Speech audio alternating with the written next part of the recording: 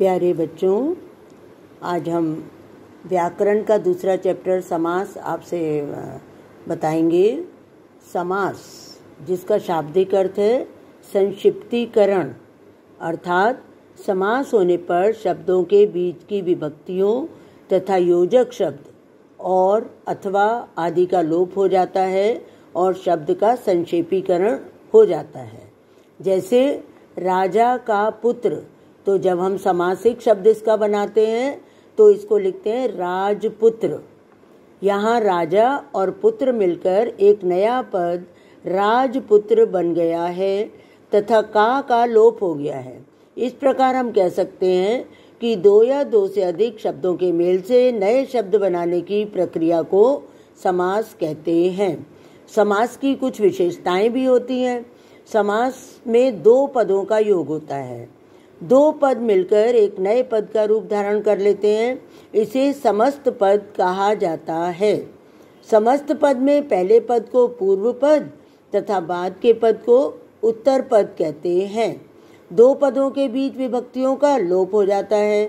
जैसे पूर्व पद हुआ रसोई और उत्तर पद हुआ घर, तो रसोई के लिए घर, लेकिन के लिए शब्द का लोप करके रसोई घर शब्द बन जाता है।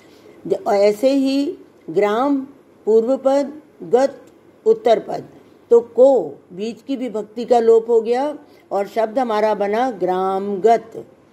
नेक्स्ट है जल, जल पूर्व पद, मग्न उत्तर पद और में विभक्ति का लोप करके हम शब्द बनाते हैं जलमग्न।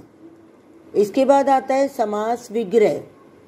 समस्त पद के पदों को अलग अलग करने की क्रिया समास विग्रह कहलाती है। जैसे शोकाकुल, तो इसका विग्रह हम करेंगे शोक से आकुल। प्रयोगशाला, प्रयोग के लिए शाला। ठीक है, अब समास के भेद बताते हैं। समास के मुख्यतः 4 भेद होते हैं। तो सबसे पहला आता है अव्ययी भाव समास, लेकिन 2 गौड़ भेद भी हैं। तो सबसे पहला है अव्ययी भाव समास, दूसरा है तत्पुरुष समास, तीसरा द्वंद्व समास, चौथा बहुव्रीहि समास, पांचवा कर्मधारय समास तथा छठा द्विगु समास। इन भेदों की अलग अलग व्याख्या हम अलग अलग रूप में करेंगे, अगले वीडियो में करेंगे। तब तक आप डेफिनेशन लर्न करिए, इसके भेद लर्न करिए और अगले वीडियो में मिलते हैं। लेकिन सब्सक्राइब करना ना भूलें, तभी आप अगला वीडियो देखेंगे। बाय।